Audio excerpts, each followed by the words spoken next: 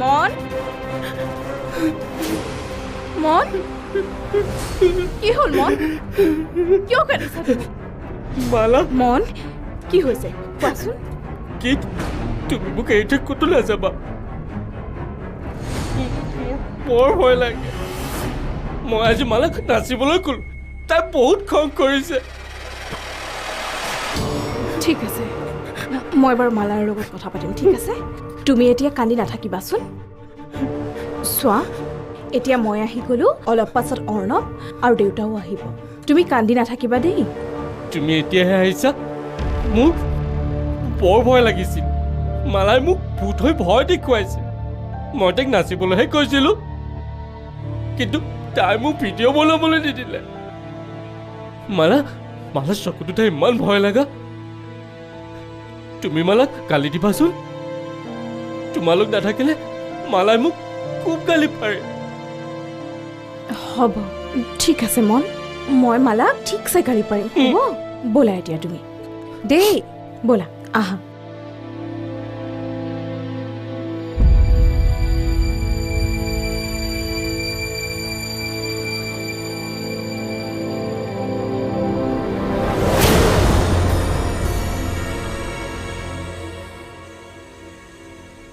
মালা তুমি মনৰ কাৰণে বহুতো কৰিছা মই এইখন ঘৰত অহাৰ আগতে মনৰ সম্পূৰ্ণ চোৱা চিতা কৰাৰ দায়িত্ব তোমাৰ আছিল এইখন ঘৰত তোমাৰ গুৰুত্ব সন্মান সদায় আছে আৰু সদায় থাকিব আজি এইবোৰ কথা কিয় কৈছে বৌ মই তোমাক এটা কথাত বৰ বেয়া পাইছোঁ কি কথা তুমি মনক ভয় খুৱাইছা আৰু মনে কোৱা মতে গালিও পাৰিছা মালা মন মানসিকভাৱে সম্পূৰ্ণ সুস্থ নহয় গতিকে তেওঁক খং কৰা গালি পৰা এইবোৰ কথা মই একেবাৰে সহ্য কৰিব নোৱাৰোঁ মনে বহুত ভয় খাইছে মালা মই অহালৈ সি নিজৰ ৰুমত সোমাই কুচি মুচি বহি আছে মই বিচাৰোঁ যাতে এনেকুৱা ধৰণৰ কথাবোৰ আগলৈ আৰু ৰিপিট নহয়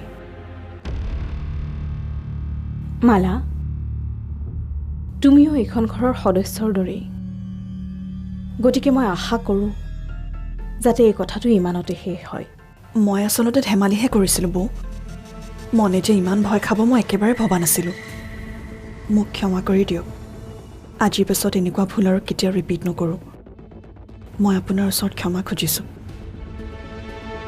তুমি মোক ক্ষমা খুজিবলগীয়া একো কথা মই কোৱা নাই মালা এনেকুৱা ভুল আৰু আগলৈ ৰিপিট হ'লে মনৰ কাৰণে বেয়া আৰু মোৰ একমাত্ৰ সপোন হ'ল মনক সম্পূৰ্ণ সুস্থ কৰি তোলা আচলতে মনে ভিডিঅ' কৰি মোক কেমেৰাৰ আগত নাচিবলৈ কৈছিল মই নানাচোঁ বুলি ক'লোঁ সেইকাৰণে চাগে হ'ব মালা হৈ যোৱা কথাবোৰ এতিয়া এক্সপ্লেইন কৰি থাকি একো লাভ নাই অহা সময়বোৰ ঠিক হ'ব লাগে তুমি মোৰ কথাটো ধৰি নাথাকিবা আচলতে আজি দুদিনমানৰ পৰা মোৰ মনটো ঠিক নহয় সেইকাৰণে যে কি হৈছে বৌ গা বেয়া নেকি নে ঘৰলৈ মনত পৰিছে কিবা অসুবিধা হ'লে মোক ক'ব পাৰে নিজৰ বুলি আপোনাৰ চাগে অফিচৰ প্ৰেছাৰো বেছি বাঢ়িছে ঘৰৰো দায়িত্ব দিনটো আকৌ তাতে অফিচ আপুনি বুলিহে পাৰিছে আমাৰ নিচিনা মানুহে এটা কাম কৰাই টান কিবা এটা অন্য কথাহে চিন্তা হৈ আছে কিবা কথাত যেন আজিকালি অনবৰতে ভয় ভয় লাগি থকা হৈছে ভয় আকৌ কি হ'ল আমি সকলোবোৰ দেখোন আছোৱেই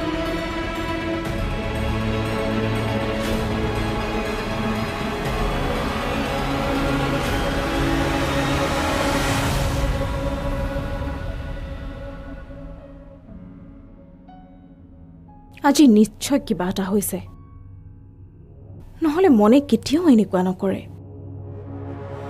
আৰু মালাক ভয় কৰা কথাটো আজিলৈকে মনে মোক এদিনো কোৱা নাই আজি ইমান কিয় ভয় খালে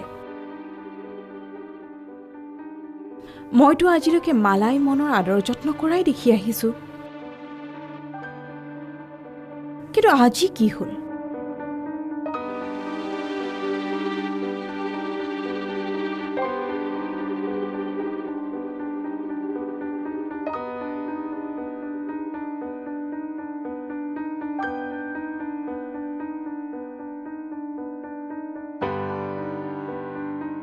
আজি এনেকুৱা কি ঘটনাৰ বাবে মনে ইমান ভয় খালে বাৰু? মালাই কোৱা কথাকেইটাকে যদি মই বিশ্বাস কৰোঁ তেনেহ'লে ইমান ভয় খাবলগীয়াটো কোনো কাৰণ নাই। মনে ভিডিঅ' কৰিবলৈ লৈ মালাক নাচিবলৈ যদি কৈছিল, মালাই তাক ভাল লগাবলৈ এপাক নাচি দিলেনো কি হ'লহেঁতেন? মনে সাধাৰণতে খেলিবলৈ এনেদৰেতো চবকে লগ কৰেই। আজি কি এনে হ'ল যাৰ কাৰণে মনৰ এনেকুৱা এটা অৱস্থা?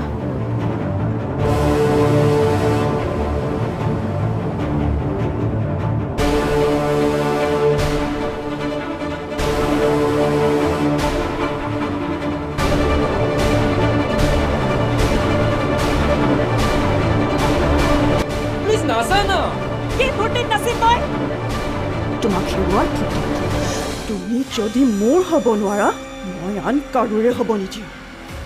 মই মালা হয়, মালা। মোৰ বহুত ৰূপ আছে।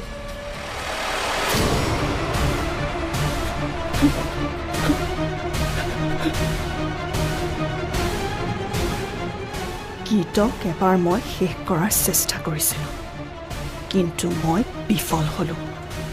গীতৰ গাত এনেকুৱা কি গুণ আছে যিটো মোৰ গাত নাই? এতিয়া আৰু ৰৈ থাকি লাভ নাই। দোষী ধৰা পৰিছে যেতিয়া ঘৰৰ পৰা চুচৰাই বাহিৰ কৰি দিওঁ। আচলতে আমি গম নোপোৱাকৈয়ে গাখীৰ খুৱাই সাপ পুহি ৰাখিছিলোঁ।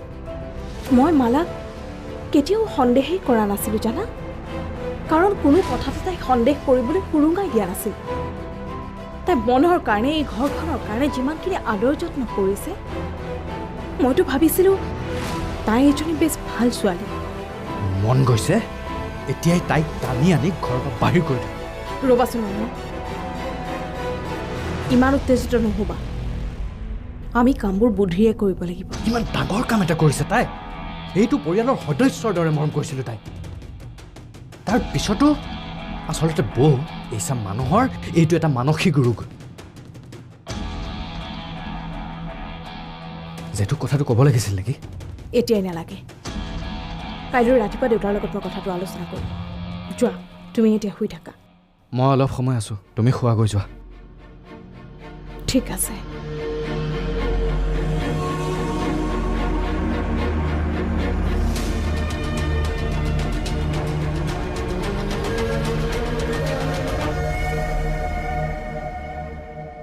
কি? চাহ কাপত মই কিবা মিলাই লৈ আহিছোঁ?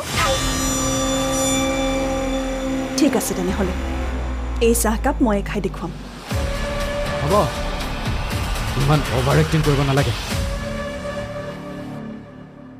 তোৰ নাটক চাম বুলি আমি ইয়াত ৰৈ থকা নাই।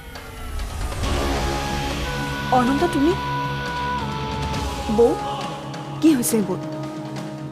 একো কাৰণ নোহোৱাকৈ মোক এনেকৈ অপমান কৰা হৈছে যে? আমি দেখা আৰু শুনা কথাবোৰ তই মিছা বুলি ক'ব পাৰিবি? কোনবোৰ কথা? কালি মনৰ লগত হৈ যোৱা ঘটনা। সেইটো একেবাৰে সাধাৰণ কথা দাদা। মনে মোক নাচিবলৈ কৈছিল আৰু মই নানাচিলোঁ। তাৰপাছত সি গুচি গৈছিল। আৰু তাৰ পিছত কি কৈ আছিলা তুমি? মানুহ লগাই তাক হত্যা কৰাৰ কথা কৈ আছিলা? সেইবোৰ একেবাৰে মিছা কথা। আৰু কোৱা, মনৰ মোবাইলত থকা এই ভিডিঅ'টো মিছা কথা বুলি? সেইবোৰ কি হ'ল? এতিয়া তোমাৰ মুখৰ মাত বন্ধ হৈ গ'ল যে? এতিয়া নোকোৱা কিয় চিঞৰি চিঞৰি? দেখিবলৈ ইমান সহজ সৰল ছোৱালীজনীৰ মনত যে ইমান বিষ সোমাই থাকিব পাৰে, মই কল্পনাও কৰিব নোৱাৰোঁ মালা। কোনে মৰম কৰা নাছিল তোক? আনকি তোৰ বিয়াখন ধুমধামেৰে পাতিম বুলি জেঠুৱে মোক তোৰ বাবে ল'ৰা চাবলৈ কৈছিল। ইমান মৰম চেনেহ দিয়াৰ পাছতো আজি এনেকুৱা এটা পৰিয়ালৰ অহিত চিন্তা কেনেকৈ কৰিব পাৰিলি? আৰু ইমানখিনি হোৱাৰ পাছতো তই এতিয়া কৈছ তোক আমি বিশ্বাস কৰিব লাগে। মোক ক্ষমা কৰি দিয়ক দাদা। আজিৰ পৰা এনেকুৱা ভুল আৰু কেতিয়াও নকৰোঁ। ক্ষমা কৰি দিয়ক। ঘৰখনৰ বিৰুদ্ধে ষড়যন্ত্ৰ কৰা মুহূৰ্তত এবাৰো তোৰ মনলৈ কিয় নাহিল যে এই ঘৰখনে তোক কি দিছে? মোক ক্ষমা কৰি দিয়ক। তোৰ লগত মোৰ আৰু একো কথা নাই। এতিয়াই এই ঘৰখনৰ পৰা তই নিজে বাহিৰ হৈ যা। আপুনি এবাৰ মোৰ কথাখিনিতো শুনক। কিয় শুনিম তোৰ কথা? তোক এইখন ঘৰৰ সদস্যৰ দৰে মৰম কৰিছে, আৰু তই মই আচলতে জানি বুজি এইবোৰ কৰা নাছিলোঁ দাদা। মনৰ প্ৰতি থকা মোৰ ভালপোৱা আৰু আপোনালোকক চিৰদিনৰ বাবে নিজৰ কৰি লোৱাৰ বাবেহে এইবোৰ কৰিছিলোঁ। জেঠু, অচি ছাৰক ফোন এটা কৰোঁ নেকি? ৰ'বা অৰ্ণৱ। মালা, তুমি আজিয়ে এইখন ঘৰ এৰি যোৱাটো তোমাৰ কাৰণে মংগল হ'ব। নহয় বৌ, তুমি ইহঁতবোৰক নাজানা। আজি যদি আমি এনেকৈ এৰি দিওঁ, কাইলৈ আকৌ ৰ'বা অৰ্ণৱ, তাইক যাবলৈ দিয়া। কিন্তু বৌ, প্লিজ অৰ্ণৱ, তাইক যাবলৈ দিয়া। মালা, তই আজিয়ে এই ঘৰ এৰি গুচি যা।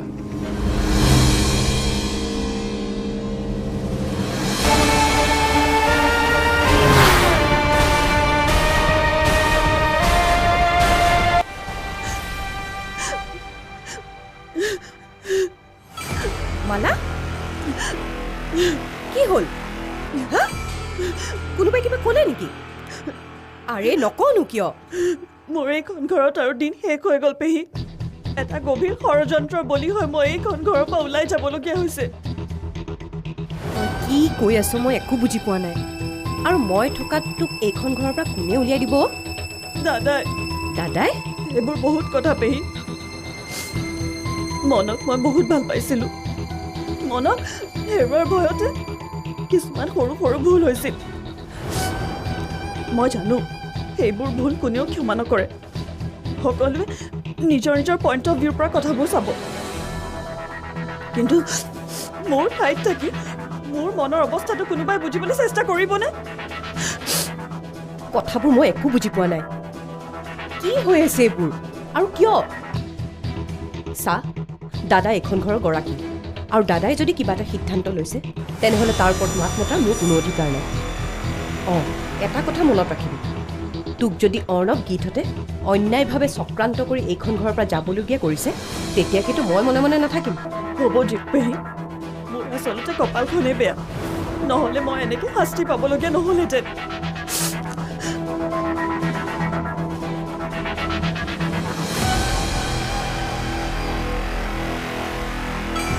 তোৰ ডিঙিত যে কাঁইট বজিব সেইটো মই জানিছিলোঁ, আৰু তোৰ মতলবো মই ভালদৰে জানিছিলোঁ। তোক আঁতৰোৱাৰ প্লেনিংটো মই কেতিয়াবাই কৰি থৈছোঁ, কিন্তু আজি তই নিজেই পতা জালত নিজেই ফুচি গলি। ভালেই হ'ল, মোৰ কামটো দাদাই কৰি দিলে। আজি মই বৰ আচৰিত হৈছোঁ। ইমান নিশ্চিন্তাৰ মানুহক ইমান দিনে এইখন ঘৰৰ সদস্য হিচাপে ৰাখি থৈছিল। ঘটনাটো উদঘাটন নোহোৱা হ'লে আমিতো কোনেও গমেই নাপালোহেঁতেন। সেইদিনা মন্দিৰত ঘটা গীত আৰু মনৰ ঘটনাটোৰ বিষয়েও মোক আজি পৰ্যন্ত কোনেও একো নকলে। গীত, ইমান ডাঙৰ ঘটনা এটাৰ বিষয়ে তোমালোক দুয়োটাই মোৰ পৰা কিয় লুকুৱাই থৈছা?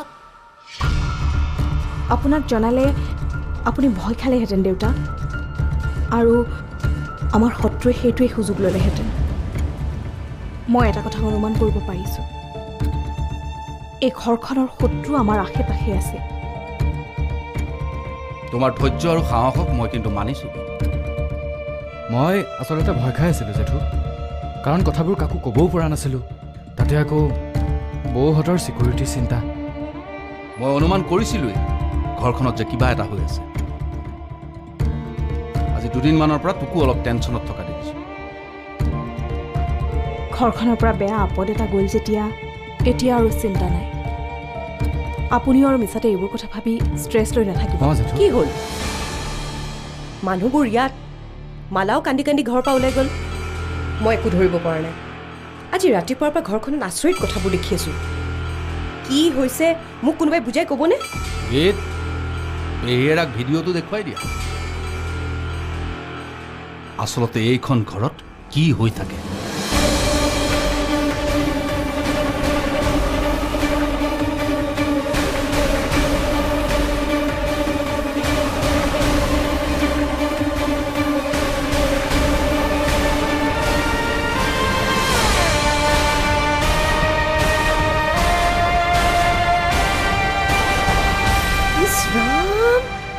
মালাই ইমান জঘন্য চিন্তা কৰিব পাৰে